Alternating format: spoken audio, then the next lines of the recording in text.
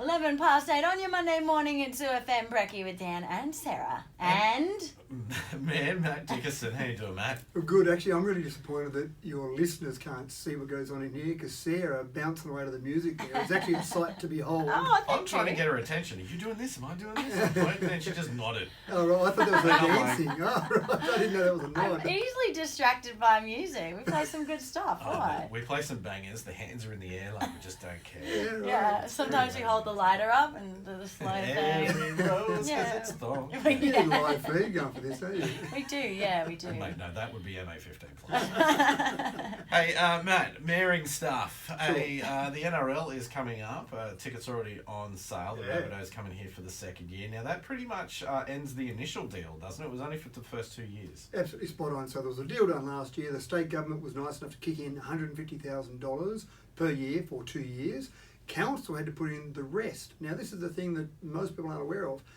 Teams like the Rabbitohs, and it's pretty much standard across the board, expect $350,000 to come and play a game in regional Australia. Now, I used to argue with NRL years ago when I was mayor before that they should be bringing the games out here for free because if they want more fans and they want people engaged in the game, then they should bring the games out here. And you'll get maybe 5,000, 6,000 at a game in Sydney and a lot of those suburban grounds that they have. You come out here, we're hoping to get 15 or 16,000 of this game. So if I'm South Sydney and I think, oh, I could play a game in Sydney and get 5,000 spectators, or take it to Dubbo and get 15,000, I should do that. So I think they should do it for free, but they don't. They just like to have a check in at it. So $350,000 we paid last year, we're paying this year.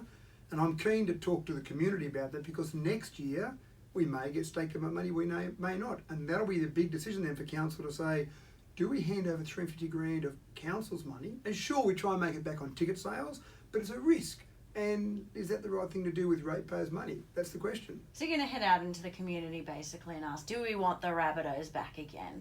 Is it worth it? Is it worth $350,000? Now again, just let me put on that we'll do an analysis after this match this year. Hopefully we'll get that $15,000 to $16,000. We might actually make a few dollars out of it. But if you ran the match and you've paid your $350,000, that's a guarantee that Rabbitohs get $350,000 for turning up. And it's a terrible, rainy, windy day, and no one wants to come and watch that game. They don't want to watch the other team the Rabbitohs are playing, and we get $10,000. We might have just lost $100,000. So anytime you do that with council money, it's a risk. Same as any person doing it privately, but it's their money. So that's the big thing for me. I want to make sure the community is aware of it, and it injects money into our economy as well. So motels, hospitality, cafes, pubs, they're all getting extra income out of it. So is that risk worthwhile for the community? And that's the thing that we'll do an analysis after this, take it out to the community, we'll talk on your radio station again and see what people think. Yeah, right. I admit maybe putting $100,000 towards them. Okay, that's pretty understandable. $350,000 for one game seems like a bit much. Plus, we also have to have the grounds to a certain standard. Like I know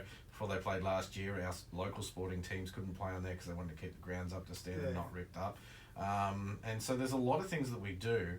What do we actually get back from it? And if this is across the board, well, you've got nothing for it. But is there a team that would be willing to do it for a cheaper price? Because they're getting in amongst the community. They're getting out, getting new fans, like you said.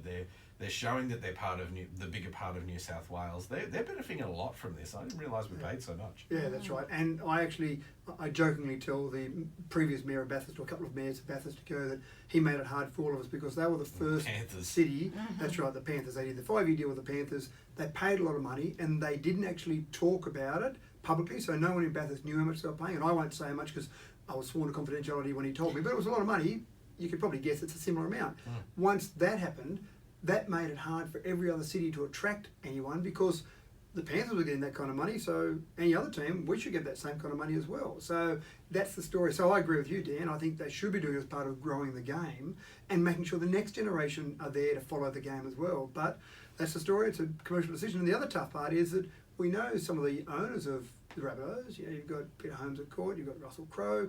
They've probably got a couple of dollars in their back pocket. So we're taking Not anymore. we're taking our ratepayers' money and paying people who have got a few dollars to their name. So is that the right thing to do? That's the question. I'm not putting an opinion forth at this stage. I'm just posing the question because I want the community to be on board with whatever decision we make.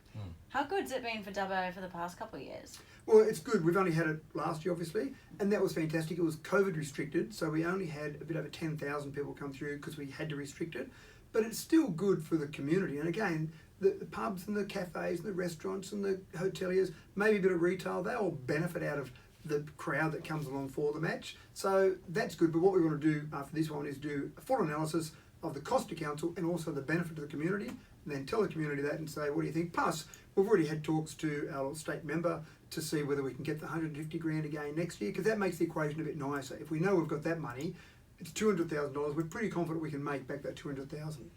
Well, speaking of talking to the public, last Saturday we had you, the councillors, we had Dougal Saunders there, Mark Colton for the federal member, Yep. all at, was that down near the Rotunda Church Cafe, Yeah. a bit of a barbecue happening so you could come and have a chat. Exactly right, and it's something that I did last time I was mayor, and it happened nowhere else in Australia. Nowhere could you find your 3 levels of government in an open forum on a regular basis. So we'll be doing this about 3 or 4 times a year in Dubbo, and we'll be doing it in Wellington about 3 times a year as well, because we've got a different federal member in Wellington. Andrew G's the federal member down there instead of Mark Colton. So this whole concept is, it's one of the things that people get frustrated with, passing the buck. Oh, that's not my problem. I'm local government. Go and see Dan. He's state government. And Dan says, oh, it's not my problem. Go and see Sarah. She's federal government. And so the buck passing happens, and people just go, oh, I don't know where to go.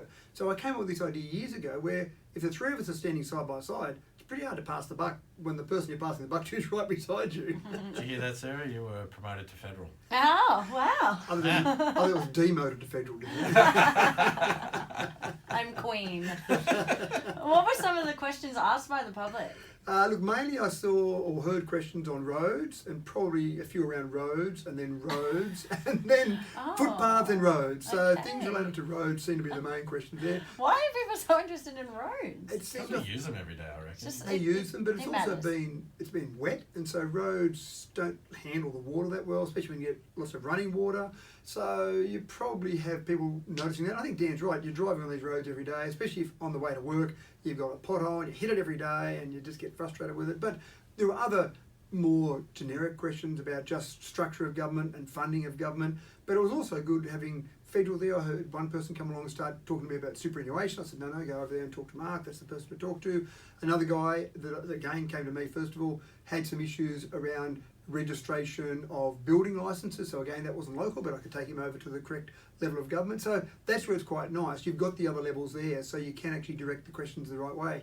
And roads is one of those ones that actually is all 3, because there are some roads that are local roads, some roads that are state roads or highways, and some roads that the federal government funds as well.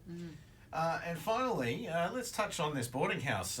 Last time we chatted about it was you had to go to the site to have a visit. Councillors wanted to see it, and It got pushed back as back, well. yeah. Yeah. But approval, DA has been approved. Why is this such a big thing? Well, it's such a big thing for a couple of reasons. It was the first DA for this new council, so that's a pretty tough one. DA is a very complicated thing. It was an 80-page DA. You had 8 people who objected to the DA, so the councillors went on site. We had a look at where it would be. We talked to the neighbours around that area.